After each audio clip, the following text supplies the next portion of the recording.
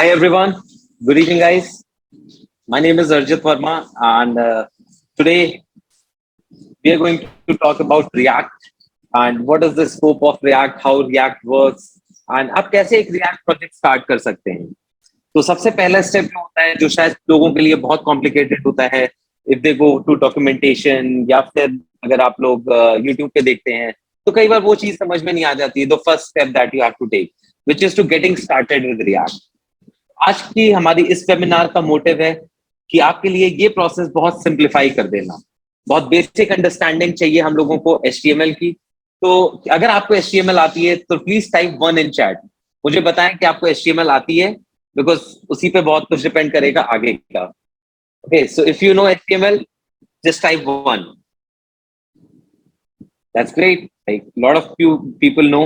और आप लोग रिएक्ट सीखना चाहते हैं, कि आप अपनी स्किल्स बढ़ाना चाहते हैं. If you want to increase your skills, just let me know, say yes. Chat में यस बताएं अगर आप एक्साइटेड हैं सेशन के लिए, because we have something very good plan. Okay, तो मैं थोड़ा सा ना आपको एक let's me just give you a very brief things about what React is and how it's working in today's scenario, what is its demands. Okay, so sorry, like I think my display is gone some. All right. Okay, so दोस्तों React है क्या ये? तो ये समझने के लिए सबसे अच्छी जगह जो है वो है React की अपनी website. So let's go to this website. ये React JS की एक ऑफिशियल वेबसाइट है, and it says it's a JavaScript library for building user interfaces. Alright, तो इससे हम लोग क्या समझते हैं कि what is what is a JavaScript library, what is user interface. तो यूजर इंटरफेस किसी भी वेबसाइट या किसी एप्लीकेशन का वो पार्ट होता है जहां पे हमारा यूजर इंटरैक्ट करता है. जैसे इन दिस वेबसाइट, अगर हम इस पर्टिकुलर वेबसाइट की बात करें, तो ये इसका यूजर इंटरफेस है. This button is a part of a user interface, right. And react एक ऐसी लाइब्रेरी है जो कि ये यूजर इंटरफेसेस बनाना हमारे लिए बहुत आसान कर देती है. It is very easy to build user interfaces using component based method. तो हम अब इन चीजों पे बात करते हैं कि what this declarative means and what is this component based. Two things are very important to understand React. So सबसे पहले देखते हैं कि डिक्लेरेटिव क्या होता है. What is declarative programming? अगर किसी को पता है डिक्लेरेटिव प्रोग्रामिंग क्या होता है तो मुझे चैट में बताओ. If you know, if you have ever experienced what declarative programming is, do let me know in the chat. If not, then we'll obviously get started. So let's say एक example लेते हैं. You have a chef at home जो आपके लिए cooking करता है. बहुत लोगों के साथ उनकी मम्मी होती हैं, उनके their counterparts are there जो कुक करते हैं. So आज आपको कुछ डिश खानी है, लेट्स से कढ़ाई पनीर. ओके, तो आप जब उनको बताते हैं कि आज मुझे कढ़ाई पनीर खानी है, और एंड रिजल्ट में आपको मिलता है कढ़ाई पनीर. 1-1.5 घंटे वो मेहनत करते हैं और आपको सीधे कढ़ाई पनीर मिलता है. So that is a declarative method, कि आपने डिक्लेयर किया कि मुझे ये चाहिए और उन्होंने आपको वो चीज रिजल्ट में दे दिया. सो this is what declarative programming is. Now इसका जो ऑपोजिट होता है वो होता है इंपेरेटिव प्रोग्रामिंग. इंपेरेटिव प्रोग्रामिंग में क्या होता है कि मुझे बोलना होगा कि मुझे कढ़ाई पनीर खानी है, मगर मुझे स्टेप बाय स्टेप उनको कढ़ाई पनीर बनाने का प्रोसेस बताना होगा. कि पहले मार्केट जाओ, पनीर लेके आओ, प्याज लेके आओ, कैप्सिकम लेके आओ, फिर घर आओ, उनको चॉप करो, उनको फ्राई करो. ओके, तो दूसरा मेथड हम देख रहे हैं जिस विच इज इंपेरेटिव मेथड, जिसपे हमें स्टेप बाय स्टेप पूरा प्रोसेस बताना पड़ता है, और जो कि एक प्रोग्रामर के लिए बहुत ही टायरिंग, बहुत ही कम्बरसम प्रोसेस होता है. इसलिए डिक्लेरेटिव मेथड में हमें बस ये बताना होता है कि what do we want to get done. And talking about imperative method, हमें ये भी बताना होता है कि वो चीज कैसे करना है. So React is a declarative. We just need to tell it what do we want. बाकी चीजें रिएक्ट अपने आप बैकएंड पे काम कर लेगी. सो अगर आपको ये डिक्लेरेटिव और इंपेरेटिव का डिफरेंस समझ में आया, please let me know in the chat. Just type 1 so that I understand that आप लोगों को ये कॉन्सेप्ट समझ में आया है कि डिक्लेरेटिव और इंपेरेटिव प्रोग्रामिंग में क्या डिफरेंस है. Okay, that is great. Lot of people have understood this.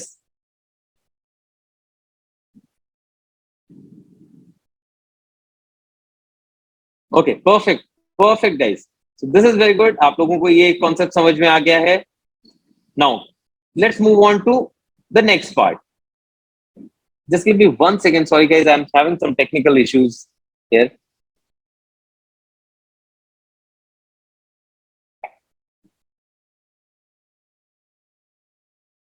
Okay.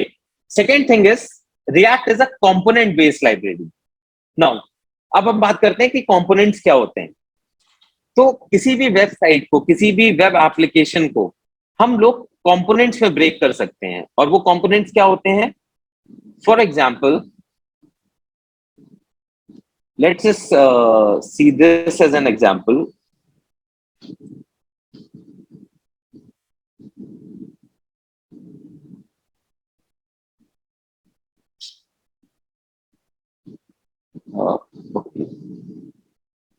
Okay, तो अगर हम इस रिएक्ट की ऑफिशियल वेबसाइट को देखें तो हम इसको क्या क्या कंपोनेंट्स में ब्रेक कर सकते हैं. पहला कंपोनेंट हो गया हमारा ये हेडर. जो बेसिक एक हेड कंपोनेंट है, ये कंपोनेंट. दूसरा कंपोनेंट ये हो गया बैनर, जहां पे लिखा है react JavaScript library for building interfaces. और फिर नीचे स्क्रॉल करें तो एक कंपोनेंट ये डिक्लेरेटिव का हो गया, एक कंपोनेंट बेस का हो गया, एक component learn once write everywhere का हो गया. So this is what component based programming is, कि आप वेबसाइट को या अपनी एप्लीकेशन को छोटे छोटे टुकड़ों में तोड़ देते हैं और वो टुकड़े इंडिविजुअली काम करते हैं without any dependence on a different component. Okay, so I hope I made it clear कि ये कंपोनेंट्स क्या होते हैं. किसी भी वेबसाइट को हम छोटे छोटे टुकड़ों में तोड़ सकते हैं और उन टुकड़ों को हम कंपोनेंट्स कहते हैं. अभी जब हम प्रोजेक्ट स्टार्ट करेंगे तो हम इस चीज को थोड़ा और डिटेल में देखेंगे. The third part, it says learn once, write anywhere. React का one of the biggest advantage है ये, कि हम लोग React को एक जगह पे बस लिख सकते हैं. That means कि हमने अगर React सीख ली है तो हम अब वेब एप्लीकेशंस भी बना सकते हैं, हम इसके बाद मोबाइल एप्लीकेशंस भी बना सकते हैं React नेटिव की मदद से. Okay, and what is React Native? React Native is a React library that is used to build hybrid mobile applications. Hybrid mobile applications क्या होती हैं? जिसमें हम एक ही सिंगल कोड बेस से अपनी Android और अपनी iOS दोनों को कवर कर सकते हैं. Okay, someone has asked me to explain what component based programming is again. So let me just explain you, Lakshya, कि अगर हम इस वेबसाइट की बात करें जो अभी हमारे स्क्रीन के सामने है, React.js की वेबसाइट, तो आप इसमें देख सकते हैं हम इस वेबसाइट को छोटे छोटे टुकड़ों में तोड़ सकते हैं. पहला टुकड़ा हम ये हेडर बना सकते हैं जहां पे ये नेविगेशन चल रहा है, डॉक्स ट्यूटोरियल लिखा हुआ है. दूसरा टुकड़ा हम ये बना सकते हैं रिएक्ट का बैनर. फिर तीसरा टुकड़ा ये होगा, चौथा टुकड़ा ये होगा. तो रिएक्ट में हम ये छोटे छोटे टुकड़ों में अपना कोड लिख सकते हैं और उनको मर्ज कर सकते हैं. इससे क्या होगा ना कि हमारी जो फाइल स्ट्रक्चर है वो बहुत ही लीन रहेगा. एक टुकड़ा दूसरे टुकड़े पे डिपेंडेंट नहीं रहेगा. अगर किसी एक टुकड़े में एरर आई है तो हम सीधे वहीं पे जाके उसको सॉल्व कर सकते हैं, हमें सारा फाइल स्ट्रक्चर नहीं देखना पड़ता है. इससे हमारी डीबगिंग और हमारी लर्निंग बहुत इजी हो जाती है. ओके, तो आई होप लक्ष्य आपको ये चीज समझ में आई है, हो गई होगी. अगर आ गई है तो प्लीज लेट मी नो.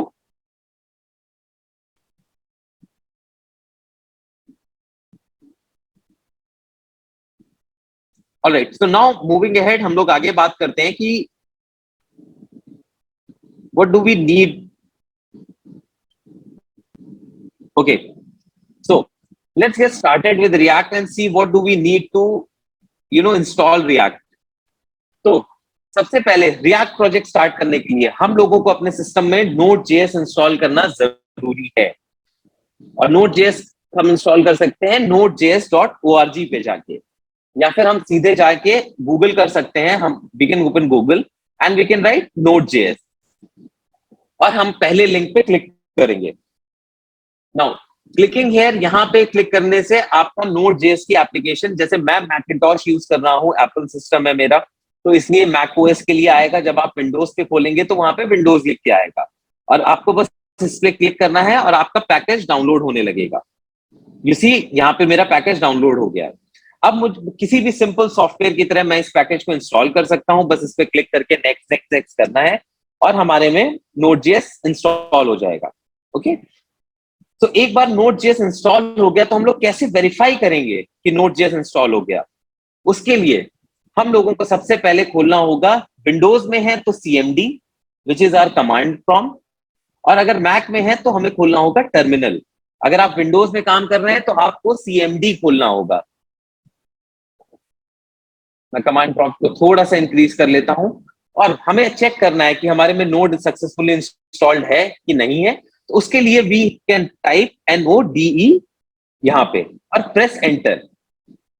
तो अब आप देख रहे हैं यहां पे लिख के आ गया है वेलकम टू Node.js, और नोड का वर्जन मेरे सिस्टम में जो करेंटली इंस्टॉल्ड है वो है 14.17.6, और जो करंट वर्जन चल रहा है वो है 16.16.0।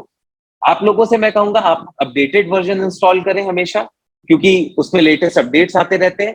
मैंने 14 वर्जन इसलिए इंस्टॉल किया है क्योंकि एक मेरा प्रोजेक्ट चल रहा था जिसमें वर्जन 14 यूज हो रहा था, तो मुझे अपना सिस्टम फॉल बैक करना पड़ा 14 पे। ओके, सो होप सब लोग को समझ में आ गया है कि Node.js कैसे इंस्टॉल करेंगे। अगर आप लोग ये बात समझ गए हैं तो please let me know in the chat, जैसे type a smiley, do whatever you want, let me know कि आप लोग Node.js अपने सिस्टम में इंस्टॉल कर पाएंगे अब। Okay, perfect. So I can see आप लोग ऑलरेडी आप लोग इंजीनियर्स हैं, तो एक सिंपल सॉफ्टवेयर इंस्टॉल करना तो आपके लिए कोई बड़ा काम नहीं होगा। नाउ एक बार हमारे पास नोड जब इंस्टॉल हो जाता है तो एक हमारा बहुत बड़ा टूल हमारे हाथ में आ जाता है which is called NPM। Okay, अब NPM क्या है? Let's go and search NPM, और हमें पहली वेबसाइट मिलेगी, हम उस पर क्लिक करते हैं। सो NPM एक पैकेज मैनेजर है जावास्क्रिप्ट का। तो ये पैकेज मैनेजर करता क्या है? सो एक एग्जांपल लेते हैं दोस्तों। आप लोगों ने बहुत वेबसाइट्स देखी होंगी जहां पे जब जैसे जैसे आप पासवर्ड टाइप करते हैं ना, तो वो बताता रहता है आपका पासवर्ड कितना स्ट्रांग है। जैसे आप सिंपल 1 2 3 4 5 टाइप कर देंगे अपने पासवर्ड में, तो ये बता देगा ये पासवर्ड वीक है। फिर आप उसको नंबर्स ऐड करते हैं तो वो बताता है कि हाँ इट्स ओके ओके।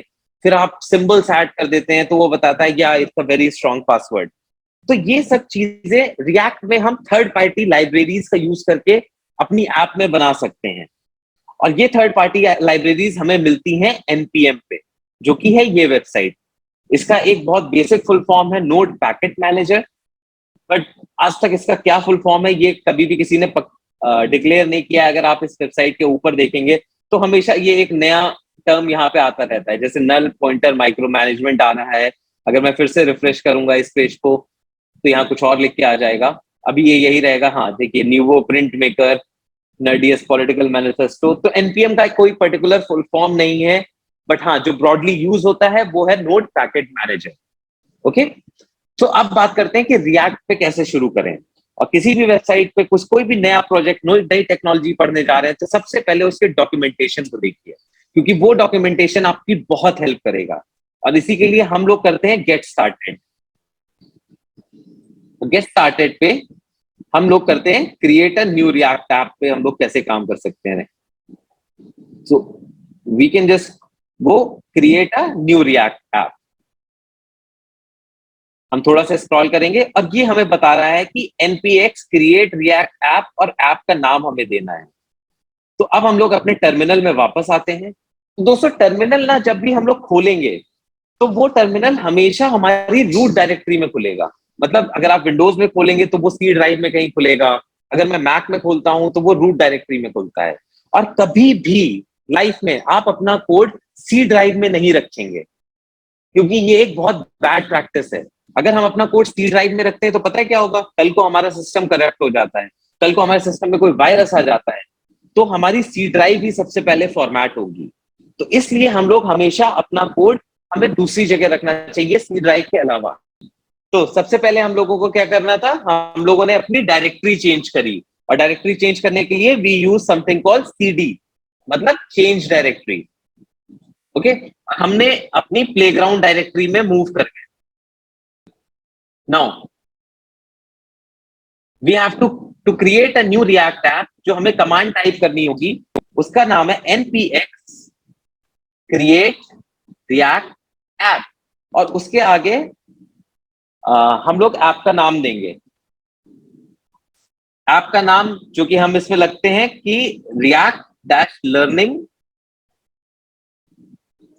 और let's just make it 1, enter.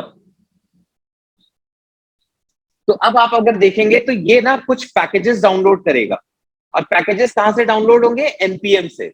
हम लोगों ने अभी देखा था ना, एनपीएम यहां से, तो एनपीएम से कुछ पैकेजेस डाउनलोड करेगा, जो कि आप देख सकते हैं ये प्रोसेस चल रहा है, it is downloading all the packages. और कौन कौन से पैकेजेस हैं? पहला पैकेज है रिएक्ट, दूसरा पैकेज है रिएक्ट डॉम, तीसरा पैकेज है react script with create react app templates. CRA stands for create react app. So it will take 1 or 2 minutes to download all the packages. In the meanwhile, हम लोग अपना IDE खोल लेते हैं। क्या आप लोग जानते हैं कि IDE क्या होता है? If you know what IDE is, let me know in the chat कि IDE क्या होता है? क्या होता है? Can anyone tell me the full form for IDE?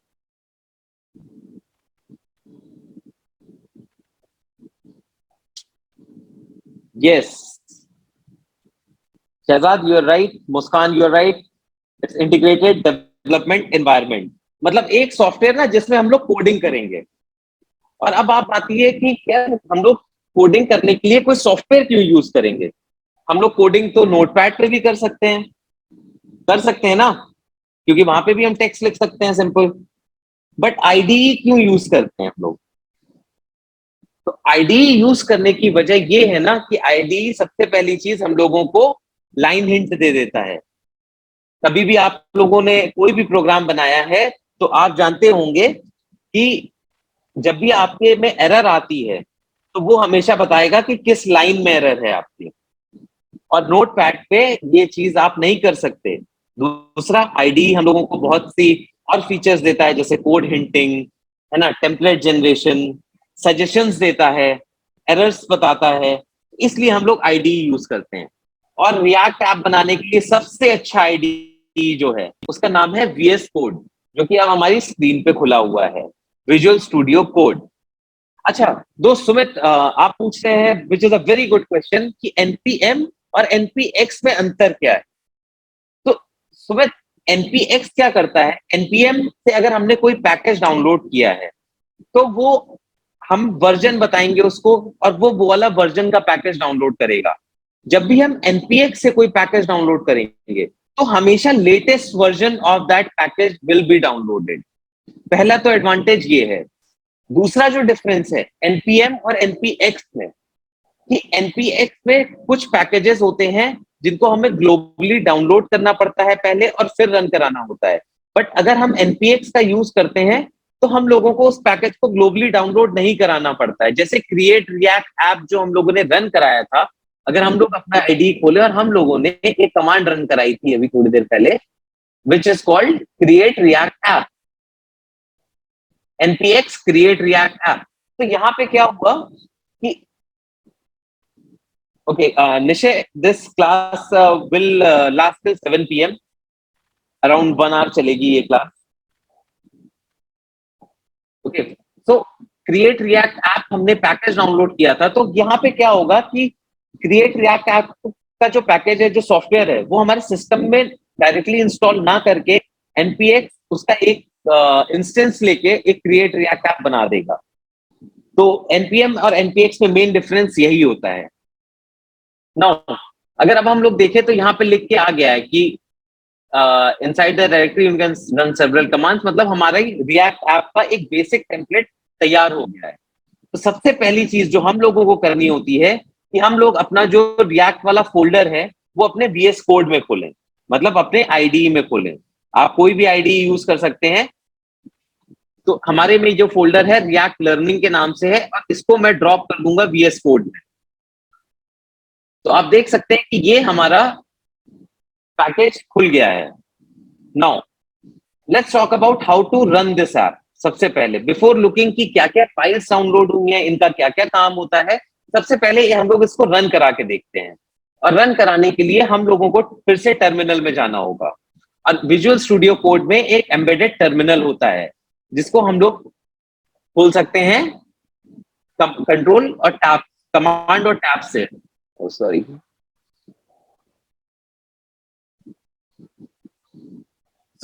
Control और टिल्डा से। टिल्डा वो बटन होता है जो आपके मोस्टली कंप्यूटर्स में 1 के बगल में होता है, जिसपे एक वो वेव फॉर्म का सिग्नल बना रहता है।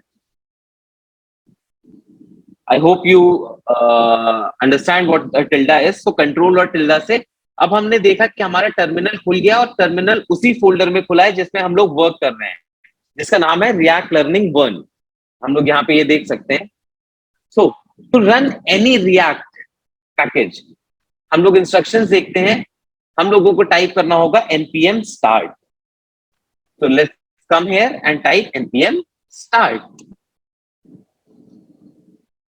अब ये पैकेज हमारी सारी स्क्रिप्ट्स बंडल करेगा और हमारा रिएक्ट प्रोजेक्ट स्टार्ट कर देगा, क्योंकि हम इस ब्राउजर में खुलेगा।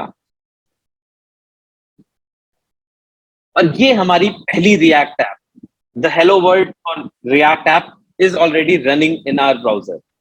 ऐसे देखें तो ये कोई खास ऐप नहीं है, it is just a simple React का लोगो है और कुछ इंस्ट्रक्शंस हैं कि edit source slash app dot JS and save to reload.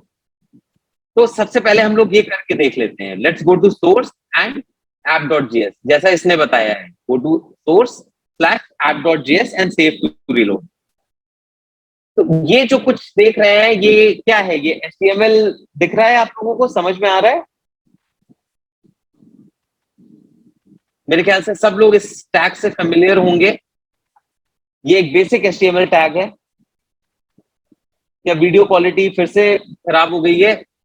Are you guys not able to see the text properly?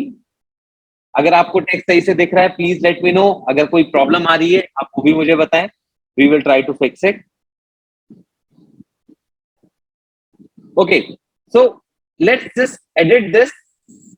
और कोई भी प्रोग्राम, जब हम लोग कोई भी प्रोग्रामिंग लैंग्वेज सीखते हैं तो सबसे पहला फंक्शन कौन सा बनाते हैं?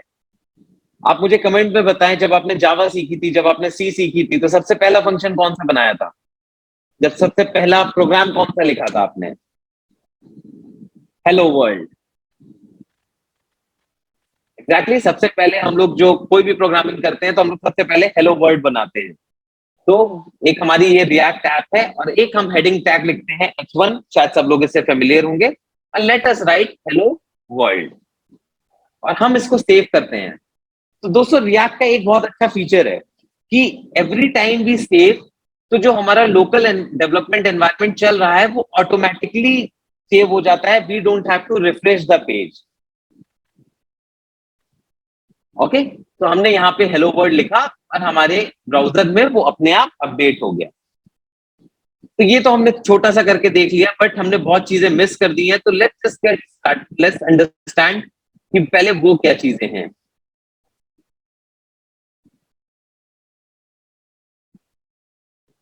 तो आप लोग जब भी रिएक्ट ऐप रन कराते हो तो आप देख रहे हो local, you can browse it on local host with a port. Yes Lalit, refresh के लिए हमारे चेंजेस रिफ्लेक्ट होंगे, but we have to save. जब जब हम फाइल सेव करेंगे हमारा कोड अपने आप हमारे ब्राउजर में रिफ्रेश हो जाएगा। सो यहाँ पे हम देख रहे हैं उसने एक हमें यूआरएल दिया है लोकल होस्ट और पोर्ट दिया है 3000। तो बाय डिफॉल्ट रिएक्ट की सारी ऐप पोर्ट 3000 पे ही रन करती हैं।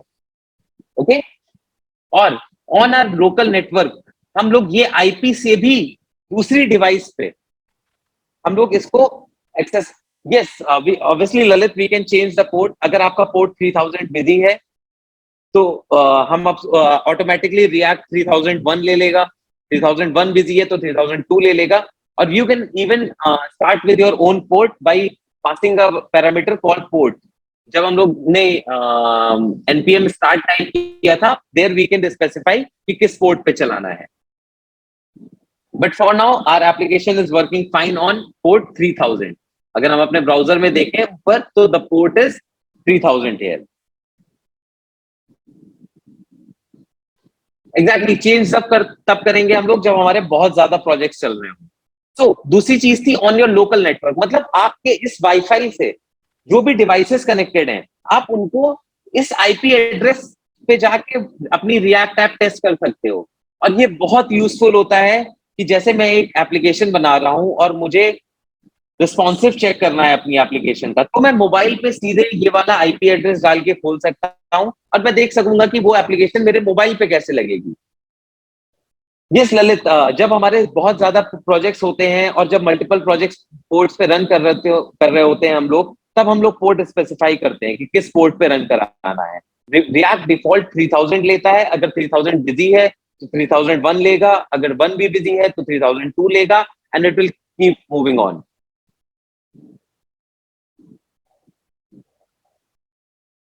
Thank you, Rajat, for your comment. We also have a very special relationship with you, with every student that we have here. It is so good to listen to your comments. Thank you for your kind words. All right, so let's move on, guys. तो हम लोगों ने ये देखा कि react जो app बनी, इसमें बहुत सारी चीजें हमारे सिस्टम में इंस्टॉल हुई हैं। थोड़ा सा इसको मैं अगर जूम करता हूं तो आप लोग और अच्छे से देख पाएंगे क्या क्या इंस्टॉल हुआ है। सबसे पहली चीज हुई है जो नोड मॉड्यूल्स हैं। तो मैंने बताया था ना, रिएक्ट ऐप जब हम इंस्टॉल करते हैं तो npm से कुछ पैकेजेस डाउनलोड होते हैं। पहला पैकेज था रिएक्ट, दूसरा पैकेज था React DOM, React spirit, React script. तो यहाँ पे वो सारे पैकेजेस और उनकी डिपेंडेंसीज हमारी आ जाती हैं अपने आप डाउनलोड होके।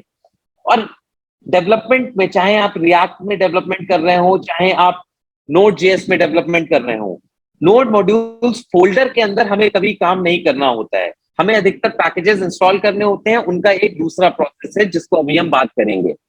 तो नोड मॉड्यूल्स जो फोल्डर है वो हमारे सारे पैकेजेस होल्ड करता है। Okay, I hope everyone is clear कि ये नोड मॉड्यूल्स फोल्डर क्या करता है। जितने भी एक्सटर्नल पैकेजेस हम लोग डाउनलोड करते हैं वो सारे पैकेजेस नोड अंडरस्कोर मॉड्यूल्स नाम के फोल्डर के अंदर सेव होते हैं, और इन पैकेजेस को हम अपने प्रोजेक्ट में यूज कर सकेंगे। After this let's see the second folder. ये पब्लिक फोल्डर क्या है? तो पब्लिक फोल्डर वो है जिसके अंदर index.html फाइल है जो हमारे ब्राउजर में रन कर रही है। ओके, ये जो फाइल जो रन कर रही है ये हमारी पब्लिक फोल्डर के अंदर वाली index.html फाइल है।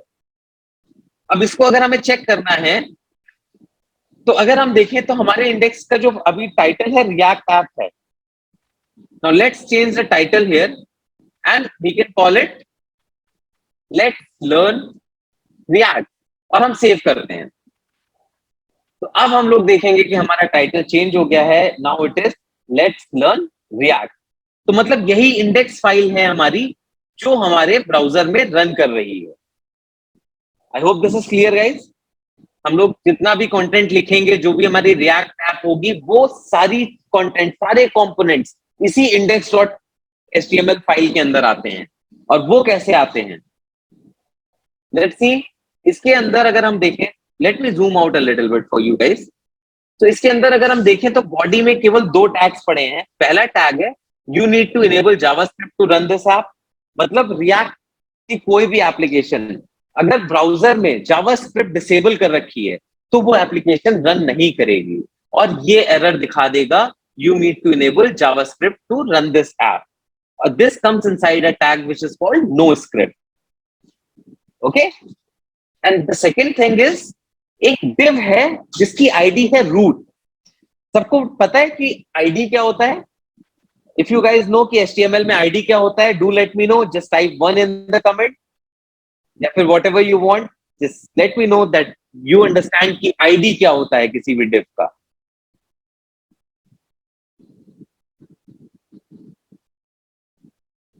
Yes, id is a selector. Perfect. तो यहां पे हम लोग देख रहे हैं कि एक div है जिसकी आईडी है रूट। ओके, तो अगर मैं आपको ब्रॉडली अभी बताऊं, हमारी जितनी भी ऐप है ना, जो भी हम रिएक्ट में कोड करेंगे, वो इस index.html फाइल के अंदर जो div है आईडी रूट के नाम से, उसके अंदर रन करेगी। ओके, अब ये कहां से कनेक्शन हो रहा है ये मैं अभी आपको दिखाता हूं आगे। तो फिलहाल के लिए हमारी बॉडी में बस 2 ही चीजें होती हैं। पहली चीज होती है एक नो जावास्क्रिप्ट के लिए tag that you need to enable JavaScript to run this, and दूसरी होती है एक div जिसकी आईडी है रूट। और अगर हम पब्लिक फोल्डर में बात करें तो एक फेविकॉन आइकन है। फेविकॉन आइकन वो होता है जो आइकन हम ये टाइटल के बगल में देखते हैं। ओके, उसके अलावा 2 लोगो फाइल्स हैं, एक robots.txt है। इन फाइल्स पे अभी हम लोग नहीं जाएंगे क्योंकि we have a very small session today, इनके बारे में डिटेल में हम रिएक्ट पार्ट 2 में बात करेंगे। सो पब्लिक फोल्डर, जैसे कि नोड मॉड्यूल्स में मैंने आपको बताया कि आप लोगों को नोड मॉड्यूल्स फोल्डर में मैनुअली कोई भी छेड़छाड़ नहीं करनी है, सेम वे पब्लिक फोल्डर में भी आपको कोई छेड़छाड़ नहीं करनी है। आप जितनी भी कोडिंग करेंगे, जो भी कोड लिखेंगे, एचटीएमएल लिखेंगे, सीएसएस लिखेंगे, सब कुछ इस तीसरी डायरेक्टरी में लिखेंगे जिसका नाम है सोर्स, एसआरसी। रिएक्ट की जितनी भी हम लोग कोडिंग करेंगे वो हम लोग एसआरसी डायरेक्टरी में लिखेंगे। और किसी भी डायरेक्टरी का एक एंट्री पॉइंट होता है। अगर हम HTML CSS की बात करें तो हमेशा वो एंट्री पॉइंट होता है index.html या फिर index.js। तो ऐसे ही हमारे SRC के अंदर एक फाइल है index.js नाम से। तो let us open this and see कि index.js ये कर क्या रही है। तो थोड़ी सी चीजें दोस्तों डराने वाली लगेंगी, बट करने की कोई बात नहीं है। मैं आपको बहुत सिंप्लीफाई करके बताऊंगा ये एग्जैक्टली ये काम क्या कर रही है। तो देखो, सबसे पहले दोस्तों हम लोगों ने इसमें एक चीज इंपोर्ट करी है which is React, and we have imported it as React from React. मतलब रिएक्ट लाइब्रेरी का एक इंस्टेंस हम लेके आए जिसका हमने नाम दिया है रिएक्ट। ओके, ऐसे ही रिएक्ट डॉम एक लाइब्रेरी है जो रिएक्ट की प्रीबिल्ड लाइब्रेरी है, उसका भी एक इंस्टेंस लेके आए हैं जिसका नाम दिया है हम लोगों ने React DOM. And from React DOM slash client एक index.css फाइल है जो कि थोड़ा स्टाइलिंग का काम करेगी। ओके, और let just remove this because अभी के लिए हमें उसको समझने की जरूरत नहीं है और वो हमारे लिए कंफ्यूजन ही क्रिएट करेगा। अगर हम उसको नहीं भी रखते हैं तब भी हमारा प्रोजेक्ट काम कर रहा है, दैट मीन्स वो फाइल हमारे डेवलपमेंट में कोई कोर पर्पस नहीं सर्व कर रही। और ये भी जो कमांड है लेट्स इंपोर्ट, इसको भी हम लोग रिमूव कर देते हैं, इसको कमेंट कर देते हैं। अब इस लाइन पे आते हैं कि देखते हैं ये लाइन क्या कर रही है। तो ये what's written here is constant root equals to react dom dot create root document dot get element by id root। अगर आप लोगों ने अभी ध्यान दिया हो तो index.html में एक div था जिसकी आईडी थी रूट। हम लोग यहाँ पे उसी रूट को टारगेट कर रहे हैं और क्या कह रहे हैं कि उसमें हमारा रिएक्ट का रूट बना दो। ये थोड़ा सा कंफ्यूजिंग हो सकता है कि एक जो div है विद आईडी ऑफ रूट, हम उसी में कह रहे हैं कि रिएक्ट डॉम का एक रूट बना दो उसी div के अंदर। गाइस, ये बात अगर किसी के नहीं समझ में आई हो तो मुझे बताएं। अगर आपको समझ में आ गई हो just type yes, if you don't understand this just type no. मैं फिर से आपको ये चीज एक्सप्लेन करूंगा एक बार। क्या आप लोगों को ये बात समझ में आई कि यहाँ पे हम लोग क्या कर रहे हैं? हम लोगों ने जो अपनी index.html में एक div बनाया था जिसकी आईडी थी रूट, हम लोग अब उसी div को टारगेट कर रहे हैं यहाँ पे। और टारगेट कैसे करते हैं HTML जावास्क्रिप्ट में? Gate document dot gate element by ID. अगर वो क्लास होता तो यहां करते gate element by class. Okay, और हम एक रूट बना रहे हैं और जिसका रूट का रेफरेंस ले रहे हैं हम लोग, और उस रूट के अंदर हम इसको भी अभी के लिए रिमूव कर सकते हैं। और उस रूट के अंदर हम लोग अब कुछ HTML लिखते हैं। HTML लिख देते हैं हेलो फ्रॉम index.js और सेव करते हैं। अब यहां पे देखिए आप लोग क्या लिख के आया है, हेलो फ्रॉम index.js। ये वही HTML है यहाँ पे जो हम लोगों ने लिखी है रूट डॉट रेंडर में, राइट? जैसे हम लोगों ने रूट डॉट रेंडर में लिखा था वही index hello from index.html from index.js। अब हम अपना ब्राउजर खोलते हैं तो हमें वही कमांड, वही स्टेटमेंट दिखा, hello from index.js। Okay, so what index.js is doing कि इसके अंदर यहाँ पे जो भी कंटेंट होगा वो इस डूफ के अंदर इंजेक्ट कर देगा। मतलब अब इसके अंदर वो h1 लिख के आएगा जो हम लोगों ने वहां पे लिखा है, और वो रिएक्ट ऑटोमेटिकली इंजेक्ट करता है इस लाइन की हेल्प से। Okay, I hope this is clear. अगर आप लोगों को ये चीज समझ में आई हो तो please let me know in the chat. Yes बोल बताएं, अगर नहीं समझ में आई है जस्ट से नो, और मैं इस चीज को फिर से एक बार रिपीट करूंगा, फिर से आपको एक बार समझाने की कोशिश करूंगा, क्योंकि ये रिएक्ट का एक बिल्डिंग ब्लॉक है। अच्छा लक्ष्य, थोड़ा थोड़ा आपको समझ में आया? एक बार फिर से रिपीट करते हैं। तो दो फाइल्स हैं। पहली फाइल थी index.html, जो कि हमने देखा यहाँ पे रन हो रही है हमारे ब्राउजर में, ये index.html ही रन हो रही है। और index.html के अंदर एक div था id root के नाम से। और हमने अपनी index.js में क्या किया कि हमने उस id के अंदर यहाँ पे अपना html इंजेक्ट कर दिया है, माउंट कर दिया है। ओके, अगर इसको एक लेमैन की टर्म में बात करें कि इसका मतलब यही हुआ कि जैसे हमने ये h1 टैग, ये डॉक्यूमेंट यहां पे लिख दिया है एक तरीके से, बट ये काम हम मैन्युअली नहीं कर रहे हैं। हम यहाँ पे आईडी इसको छेड़ेंगे भी नहीं, हम यहाँ पे HTML लिख रहे हैं और रिएक्ट अपने आप इसको इंजेक्ट कर दे रहा है हमारी HTML फाइल में।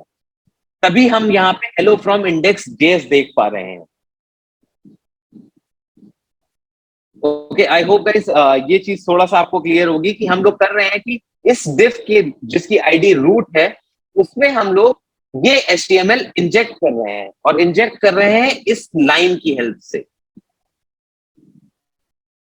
धीरे धीरे जैसे जैसे हम लोग रिएक्ट पढ़ेंगे ये चीजें थोड़ी और क्लियर होंगी। शुरुआत के लिए इतना ही आप समझ लें कि ये इस div में हम लोगों ने ये HTML इंजेक्ट की है। ओके, सो हम लोग ऐसा करते हैं, अब इस फोल्डर में से ना बाकी सारी चीजें डिलीट कर देते हैं।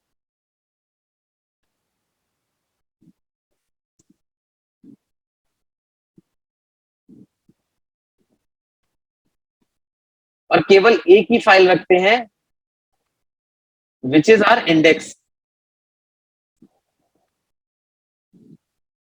इतना करने पे भी हमारी ऐप बिल्कुल वैसे ही रन कर रही है, उसमें कोई इशू नहीं आ रहा है, कोई प्रॉब्लम नहीं आ रही है। हम लोगों ने सब कुछ हम लोग हम लोगों ने सब कुछ सारी फाइल्स रिमूव कर दी हैं, सारी चीजें डिलीट कर दी हैं, और अब हमारे पास index.html सोर्स के अंदर केवल एक फाइल है index.js। ओके, तो मैंने हम लोगों ने जब ये स्टार्ट किया था, जब रिएक्ट की वेबसाइट पे गए थे, तो रिएक्ट को बताया था react is a component based library, है ना। तो अब हम लोग एक पहला कंपोनेंट बनाते हैं अपने रिएक्ट, और कंपोनेंट बनाने के लिए सोर्स फोल्डर के अंदर हम लोग पहला कंपोनेंट बनाएंगे जिसका नाम देंगे app. We will call it app component. और इसका जो नॉमेनक्लेचर होता है, हमेशा कंपोनेंट का पहला वर्ड कैपिटल होता है, after that whatever your name is, and it is followed by .js। Okay, तो ये हमारी पहला कंपोनेंट हम लोग बनाने जा रहे हैं। Now what is a react component? React component is nothing but a JavaScript function that returns HTML। इसका एक एग्जांपल लेते हैं। सॉरी, एक फंक्शन बनाएंगे।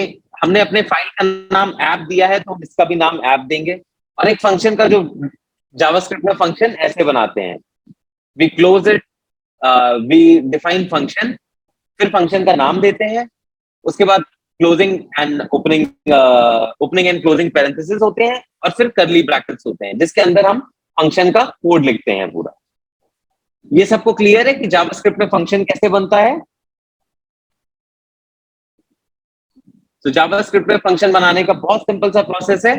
फंक्शन, फंक्शन का नाम, और फंक्शन का नाम वही होगा जो हमारी फाइल का नाम है, विच इज app.js। तो फंक्शन का नाम भी हमने ऐप ले लिया है। ओपनिंग और क्लोजिंग ब्रैकेट्स होंगे, और ओपनिंग और क्लोजिंग पैरेंथेसिस होंगी, और यहाँ पे here we will write our code for this function in curly braces के अंदर। For now let's just comment this. और मैंने एक चीज आपको बताई थी कि रिएक्ट में कंपोनेंट क्या होता है, it's a function that returns HTML। तो हमने फंक्शन बना दिया, अब हम लोगों को रिटर्न कराना है HTML। तो हम लोग लिखते हैं एक simple HTML and we can write it hello from app component. Okay, तो ये हमारा पहला कंपोनेंट बन गया है। कंपोनेंट क्या था? एक फंक्शन है, एक सिंपल जावास्क्रिप्ट फंक्शन है जो रिटर्न करता है कुछ HTML। This can be any HTML। Okay, तो हम लोगों ने यहाँ पे अपना फंक्शन बनाया और एक हेलो यहाँ पे एक रिटर्न कर दिया HTML। अब हमने कंपोनेंट बना तो लिया है, बट इस कंपोनेंट को हमें यूज करना है। और किस फाइल में यूज करना होगा? वो यूज करना होगा index.js फाइल में। ओके, अब वो कैसे करेंगे? तो अगर हमें इस फंक्शन को दूसरी फाइल में यूज करना है तो पहले हमें इसे एक्सपोर्ट करना होगा। और रिएक्ट में फंक्शन एक्सपोर्ट करने के लिए हम लोग करते हैं एक्सपोर्ट डिफॉल्ट।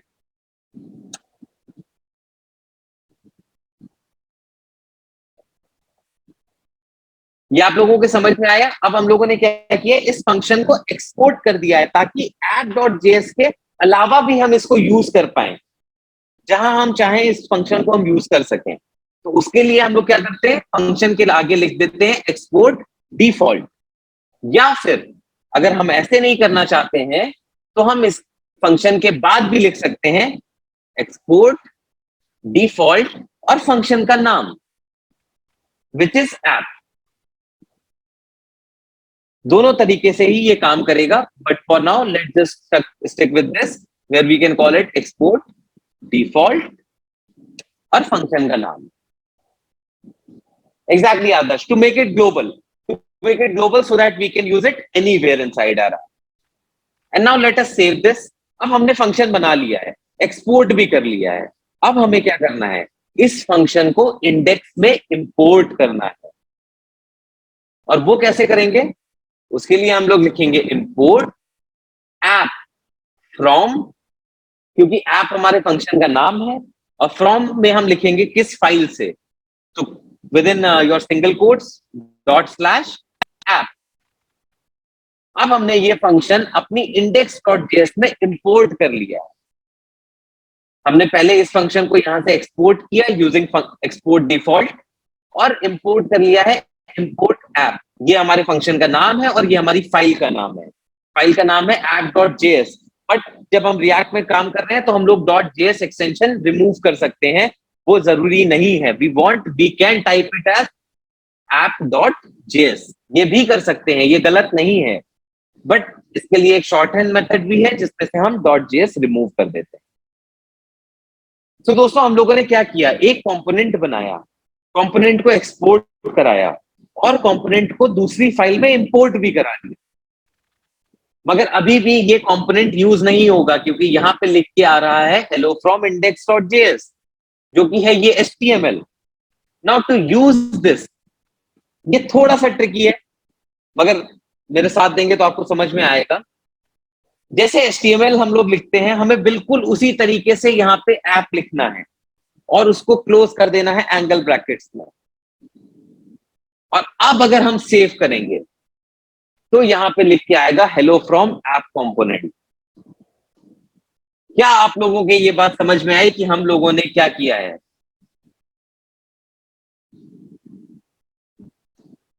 हम लोगों ने Vicky, React is used for web development and React Native is used for mobile app, but React Native can also be used for websites. So React Native आप मोबाइल एप्स भी बना सकते हैं, आप वेबसाइट्स भी बना सकते हैं। React JS से आप केवल वेब एप्लीकेशंस बना सकते हैं। ये डिफरेंस है React और React Native के बीच में। ओके, सो हम लोगों ने यहाँ पे अपना ऐप कंपोनेंट बना लिया है। जिस ऐप कंपोनेंट बनाया उसको एक्सपोर्ट किया, index.js में पहले उसको इंपोर्ट करा और फिर उसको रेंडर करा दिया। मतलब ऐप कंपोनेंट का सारा डेटा अब हमारी index.js में है, और जो कि हम देख सकते हैं यहाँ पे now it says hello from app component, जो कि हम लोगों ने app.js में लिखा था hello from app component. Okay, so we have created a very basic React component जो सिंपल हेलो कहता है हमारे यूजर्स को। यस आदर्श, आदर्श, हम लोग फंक्शन के नाम का टैग बनाएंगे। दिस इज कॉल्ड JSX, मतलब जावास्क्रिप्ट में HTML डालना। ये this is what is JSX। और जो भी कंपोनेंट होगा, कभी भी उसको दिखाना होगा तो हम लोग उसको एक HTML टैग की तरह रेंडर कराएंगे, जो कि हम लोगों ने यहाँ पे किया। हमने ऐप को इंपोर्ट किया और फिर यहाँ रेंडर करा दिया। अगर मैं यहाँ पे इसको कमेंट कर दूं और फिर सेव करूं, तो आप देखेंगे कि एक एरर आ गई है। और एरर क्या आई है? App is not defined. मतलब ऐप हमने बनाया तो था, मगर हमने ऐप का इंपोर्ट वाले स्टेटमेंट को कमेंट कर दिया, इसलिए वो बता रहा है ऐप इज नॉट डिफाइंड। अगर हम लोग इस कमेंट को रिमूव करेंगे और फिर से सेव करेंगे, हमारा ऑलरेडी फिर से चलने लगेगा system. Webpack successfully compiled. Okay, so एक कंपोनेंट बना लिया, उसको दूसरे में इंपोर्ट भी करके देख लिया। मगर ये कंपोनेंट ना बहुत सिंपल सा है यार, like it is just saying simple text, कोई वेरिएबल नहीं है, कुछ भी डायनेमिक नहीं है। ये काम तो हम लोग HTML में भी कर सकते हैं, तो क्यों इतनी कॉम्प्लिकेशन ले, क्यों इतनी मेहनत की हम लोगों ने ये समझने के लिए कि पब्लिक फोल्डर क्या कर रहा है, सोर्स के अंदर क्या क्या फाइल्स हैं। तो अब वो हम आपको बताते हैं कि कैसे। Let's say we want to say hello and make something dynamic. तो अगर आप लोग जानते हैं तो जावास्क्रिप्ट में कांस्टेंट्स डिक्लेयर कर सकते हैं, और एक कांस्टेंट डिक्लेयर करते हैं नेम। और नेम यहाँ पे I will just right my name here. हम लोग जावास्क्रिप्ट में ऐसे वेरिएबल्स डिक्लेयर करते हैं। आप लोगों अगर जावास्क्रिप्ट से थोड़ा भी फेमिलियर हो तो आप लोग जानते हैं JavaScript is not strictly typed. मतलब आपको वेरिएबल डिफाइन करने से पहले ये नहीं बताना पड़ता है कि ये स्ट्रिंग है या नंबर है या इंटीजर है या फ्लोट है, what kind of variable it is. All you have to do is this constant name of the variable and then the value you want to pass. Now if I want to display this name in my component, how can we do this? So if I want to type here hello from Arjit Verma, all I have to do is use curly braces and enter my variable name, which is name. Now let us save this and see. अब हमें यहाँ पे दिख रहा है hello from Arjit Verma. Okay, तो हमने देखा कि कैसे हमने एक वेरिएबल बनाया और अब उस वेरिएबल को अपनी HTML में इंजेक्ट कर दिया।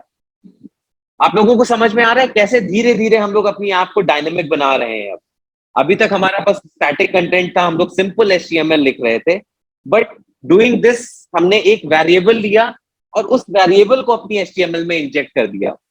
आप लोगों को अगर ये बात समझ में आई हो, do let me no, just type 1 in the chat so that I understand कि हाँ आप लोगों को ये चीज समझ में आई है। ऑलराइट, परफेक्ट लक्ष्य। बाकी एक चैट में किसी के बात नहीं समझ में आई क्या? Alright Vicky, you also understand, that is very good. So अब बात करते हैं ये करली ब्रेसेस क्या हैं and how are we using them.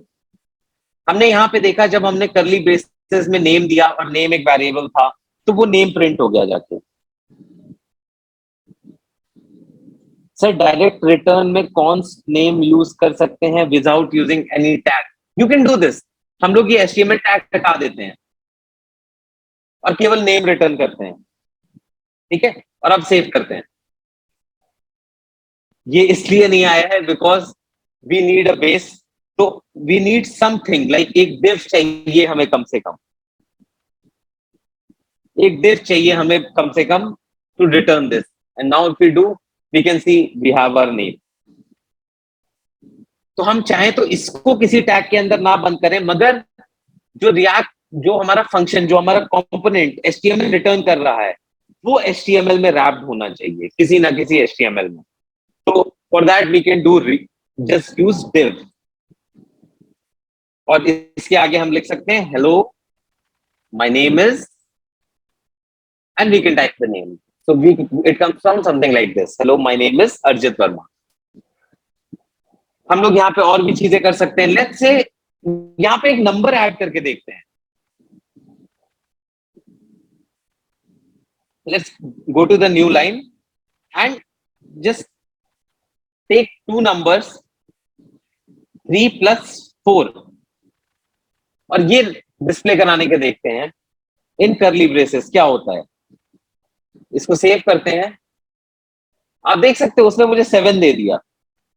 मतलब हम इसके अंदर मैथमेटिकल कंप्यूटेशन भी कर सकते हैं, राइट? तो everything that is inside the करली ब्रेसेस इज डायनेमिक। जैसे ये नेम, जब हमने नेम टाइप किया था तो उसने क्या किया, पहले नेम वेरिएबल ढूंढा और फिर उसकी वैल्यू इंजेक्ट कर दी यहाँ पे। In this case we just have simple numbers. तो इस केस में उसने क्या किया, दोनों नंबर्स को ऐड कर दिया, जो कि हम किसी भी प्रोग्रामिंग लैंग्वेज में अगर करेंगे तो वो सिंपल उसको हम ऐड कर देते हैं। तो आई होप यू अंडरस्टैंड कि कैसे हम रिएक्ट ऐप को अपना थोड़ा सा हमने डायनेमिक बना दिया। ऐसे ही जावास्क्रिप्ट में पहला तो स्ट्रिंग हो गया। अब let's say we create another variable which is called name, sorry which is called age, and I can type just take a br tag, and after this I can type my age is or age and save this। और अब हम देख सकते हैं my name is Arjit Verma and my age is 21, अरे which is not true, my age is not obviously not 21, I'm 29। so you can see my name is Arjit Verma and my age is 29। I hope this is clear guys कि कैसे हम लोग ये variable name अपने HTML में दिखा सकते हैं। And this is very simple using react. अगर यही काम हमें HTML में करना होता तो वो बहुत कॉम्प्लिकेटेड हो जाता है, बट रिएक्ट में ये काम बहुत इजी है। Okay, what else, let's move on to the next part. हम लोगों ने बात की थी ना, React is component based library. हमने एक कंपोनेंट बनाया और उसको दूसरे कंपोनेंट में एम्बेड कराया। Now let's say we want to make एक वेबसाइट बनाना चाहते हैं इसी की तरह, जिसमें यहाँ पे हेडर होगा और एक नीचे फुटर होगा। तो हम लोग क्या करेंगे, let's make one more component और उस कंपोनेंट का नाम देते हैं header.js। तो कंपोनेंट बनाने के लिए हम लोगों को क्या करना है, पहले we have to declare a function जिसका नाम होगा हेडर। ऐसे फंक्शन रिटर्न करेंगे और we can and we will return some HTML। HTML हम एक div के अंदर डालेंगे, not even in the div tag. अगर हम हेडर बना रहे हैं तो we already have a header tag जिसको हम यूज कर सकते हैं, और इसके अंदर लिख देते हैं h1 this is a header और सेव कर लेते हैं। हमने फंक्शन बना लिया है, बट जैसे हमने बात की थी कि फंक्शन को हमें एक्सपोर्ट करना भी जरूरी है, तो we have to do export default and the name of the before the name of the function. Let's save it. Now हमने देखा था ना, हमने index.js में ऐप कंपोनेंट को इंपोर्ट किया था। सेम प्रोसेस अब हम लोग ऐप कंपोनेंट में हेडर कंपोनेंट इंपोर्ट कराएंगे, and to that we have to do import header from और जो भी हमारा फाइल नेम है which is header. yes Adarsh, you can use multiple functions but you cannot define multiple components। वो भी कर सकते हैं, वो कैसे करूंगा मैं आपको दिखाता हूं, but we can do this is possible. तो हमने हेडर इंपोर्ट कराया और अब इस हेडर कंपोनेंट को जैसे हमने app.js को इंडेक्स में इंपोर्ट कराया था, वैसे ही इस हेडर को इंपोर्ट कराते हैं using angle bracket just like your HTML, और इसको सेव कराते हैं। And if we go to our page we can see this is a header. तो हम केवल कंपोनेंट्स इंडेक्स में ही नहीं इंपोर्ट कराते, हम कोई भी कंपोनेंट बना के उसको किसी दूसरे कंपोनेंट के अंदर इंपोर्ट करा सकते हैं। I hope everyone understood this कि ये कैसे कर रहे हैं हम लोग।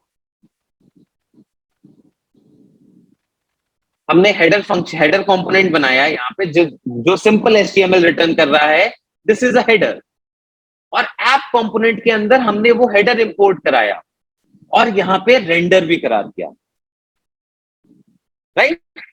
तो आप समझ रहे कितनी मॉड्यूलर एप्लीकेशन बना सकते हो आप लोग, कितना इजी हो जाएगा। अब हेडर में कहीं भी चेंज करना है, सीधे हेडर फाइल में जाना है और वहां पे हम लोग चेंज कर देंगे।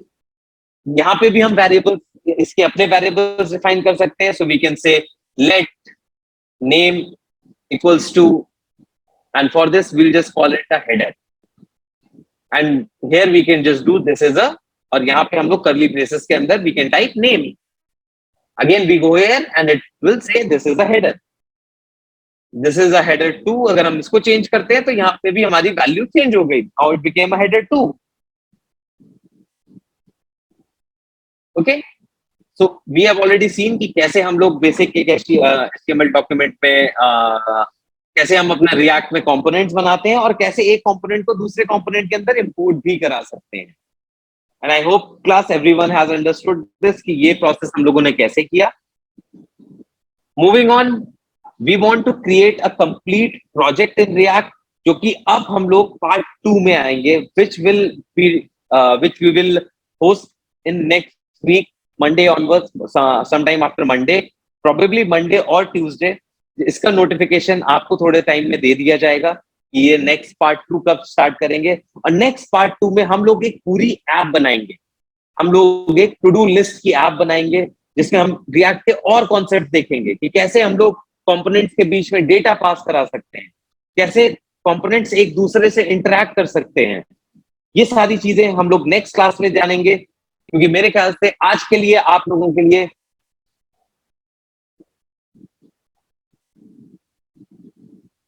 लिए मेरे ख्याल से इतना एक बेसिक रिएक्ट का इंट्रोडक्शन था ये आप लोगों के लिए. मैं चाहता हूं आप लोग और अच्छे से सीखे. बहुत कुछ है मेरे पास आपको सिखाने के लिए. I just want you to be very excited about it. And next week हम लोग फिर से मिलेंगे 1.5 घंटे के लिए. बट अगली बार ये बेसिक नहीं बनाएंगे, इसके ऊपर हम लोग बिल्ड करेंगे. इसके ऊपर हाँ, ये वीडियो YouTube पे भी 2-3 दिन में पब्लिक हो जाएगी. तो in case if anyone has missed it, वो वहां पे ज्वाइन कर सकते हैं and you can carry on from there. आप लोग वहां पे देख सकते हैं. बट मेरे ख्याल से आज के सेशन के लिए इतना काफी रहेगा. आपको एक ब्रीफ या अब प्लीज डोंट लीव दिस. आप लोगों को इसके लिए एक सर्टिफिकेट मिलेगा and after few minutes my colleague Rukhsar will join us and she will tell you कि कैसे आप अपना सर्टिफिकेट डाउनलोड कर सकते हैं. You can also give me a feedback for this. क्या आपको अच्छा लगा, क्या आपको नहीं अच्छा लगा, वो प्लीज जरूर बताइएगा. because your feedbacks help me improve my classes. मैं और इंटरैक्टिव बना सकता हूँ और सिंपल बना सकता हूँ चीजें आपके लिए. whatever you want to do, please let me know. And thank you for the session. Thank you for joining me. And next time we will continue from here and we will see some advanced concepts on React. Thank you guys.